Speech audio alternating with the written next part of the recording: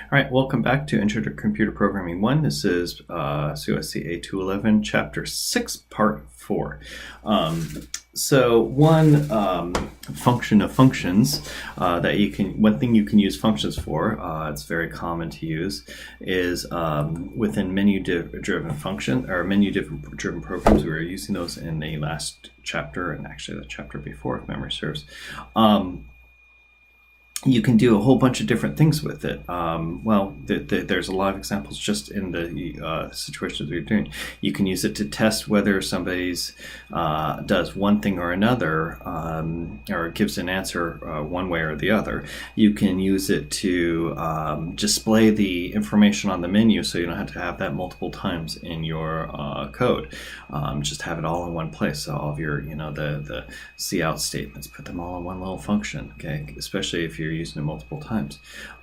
You can use it to basically do portions of one menu. Like if they hit 1, go in and do this function. If they hit 2, go and do this function. If they hit 3, do this function. So it actually can split out your code a little bit more nicely and cleanly. You can break things up. Really, functions are so flexible and wonderful. We use them all the time. So within a function, if it's not expecting if it's not a return type of void, you have to use return statements. You can put them anywhere within the function. That's the wonderful thing about it, and that is really can be very, very useful. You guys, you're going to be using functions a lot from here out, I promise you, okay? So get used to them. You have to have at least one return function within a function, one return statement within a function if it is expecting a data type to be returned. But you can have multiples. The most important thing is that any path in the function has to result, every path in the function, every possible logical path has to result in a return statement. So if you have like an if, else, or if, else, if, and else, and each one of them does a return except for the else, then you will have a compiler error. Or if you have an if and else if, and those two return and you don't have a return function anywhere else, it can actually cause problems with your compiler and it won't compile, or at least it'll give you big warnings at the very least. So I want to be careful about that. No, I think it will compile in that case. Just have it so that any path within your program actually does return a value. Okay, if the function's expecting a value, it has to have some return to it. It can be nominal return. So in the case of, if you have a function that gets to this point, or like, they typed in the wrong thing and I don't know how to handle that, so let's just stop the function. You just return and just be done with the function at that point. That's perfectly acceptable. In fact, it happens all the time. We've even done that with main a lot of times. In some of your examples of assignments previous to this, you actually got to a point where they had entered something wrong, and all you had to do is say, oh, sorry, entered something wrong, and then return, and you're done with main. So you don't have to continue on. It doesn't matter if there's stuff below it, because once it hits that return, it's done.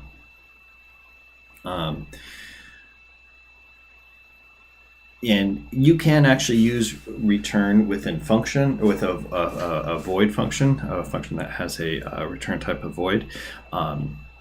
But if you do, don't send anything to it, because your compiler will get confused. So it just kind of to terminate early, and only that. It doesn't expect a value, so don't send it a value.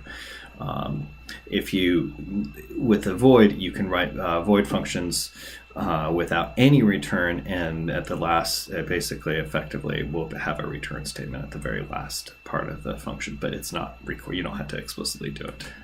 Okay.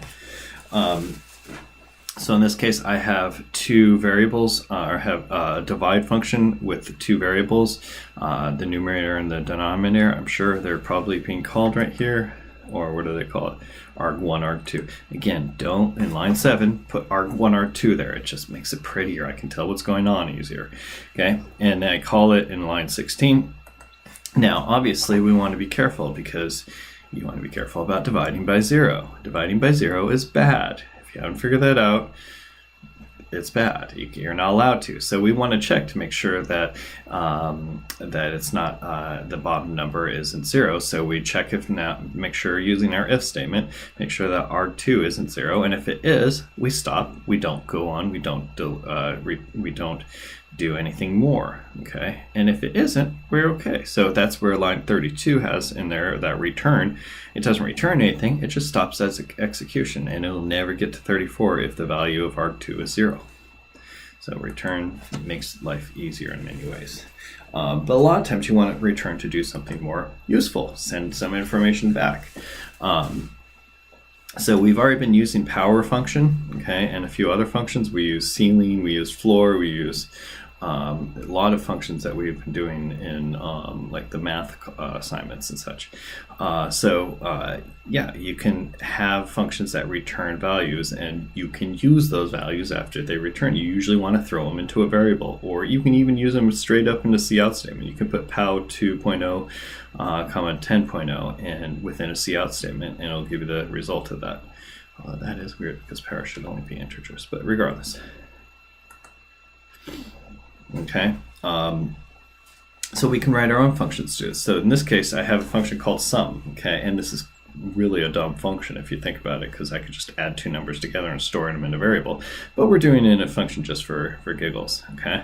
So in this case, I have int sum, and it takes two numbers, integer 1, or num1 and integer num2, and it gives me a result, okay, variable called into result. And this is a very odd thing in that it's being stored double, or result is a double, okay?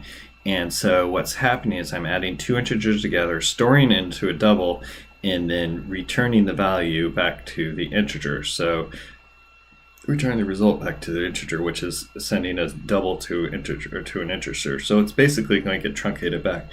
Really, honestly, that first line of the function where it says double result, make that an integer, and you save the computer a lot of effort, because it's going to convert the result of the two integers added together, which is an integer. It's going to convert that to a double, and then go, when it returns, convert that back to an integer. So it's wasting execution time. It's kind of silly. Okay, so it does expect an integer. It's not the best way of doing it. Okay, the better thing would be to write the code just like this, write that same function and just add them together. Now, if you had an integer and store it in and return that value, that's even better. Would have been better than the previous example, but this is even cleaner. So I'm just adding those two values in num1 and num2, and whatever that result is, it's going to take the return. You can put the result, you can put put a parentheses. Return is actually a function, so is cout, so are a few things that don't take parentheses. So if you want to put in parentheses, you can, but you don't have to. Return just kind of returns whatever is on the right side of the return. Okay. Oops. So in this case, I have, again, line 6 doesn't have the function prototype the way you really should write it. The book is really notoriously bad for this, and I will harp on it every time I see it. But that's being called in line 17 here, where I have total equals sum of value 1 and value 2. And obviously that's, in this case, it's going to get the result of 60 most likely, because I'm most likely going to add value 1 and value 2 in the function definition. And then I use total down below again. So I have to, when I get a result, I have to do something with it. Now, I can call a function and not use the result, not do anything with it. I can just call total, or to call sum, and with two numbers, and it's the same difference, or sum with two variables, and not do anything with it. But it's kind of pointless, because it's telling, it's actually wanting to send me back a result, and if I'm not listening for it, then, or doing anything with it, then what's the point of having called it? But still. The flow of data is kind of interesting in this case. So value 1 gets copied into the variable num1, and value 2 gets copied into the variable num2. Then when the return call is made, it's going to basically return 60, the result of that addition, back, and then it's going to store it with, because of the equal sign, it's going to store it in the variable total. Okay.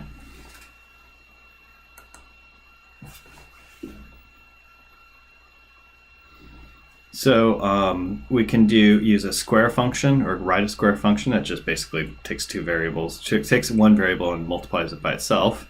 And again, I can use the same variable twice, so I can use the same variable as many times as I want. I can do whatever I want with the variable. It's mine to use, or the functions to use in this case. So I'm mapping the data of radius, say I've set it to 10, throwing that into the value of the variable number, the value of that into the variable number, copying it into that, and then returning the result of multiplying number times number, which is 100. And it's not radius times radius, it's number times number, and it returns the result, although effectively it's the same thing, and returns a result of 100. And then assuming pi is defined as 3.14159, it's going to be 341.159 or whatever it is.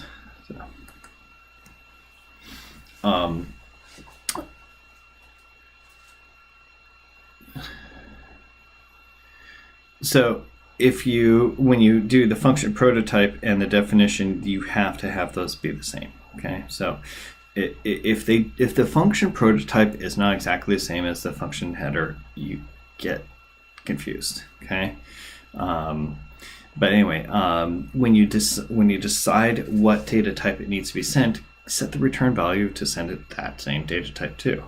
Okay. Again, see if when you call a function, if it returns a value, you can do whatever you want. You can assign it to a variable, throw it into cout, use it in another expression, use it within a function, another function. A function can call a function within a function within a function. It's not a big deal. You can do anything you want with it. It's just a result.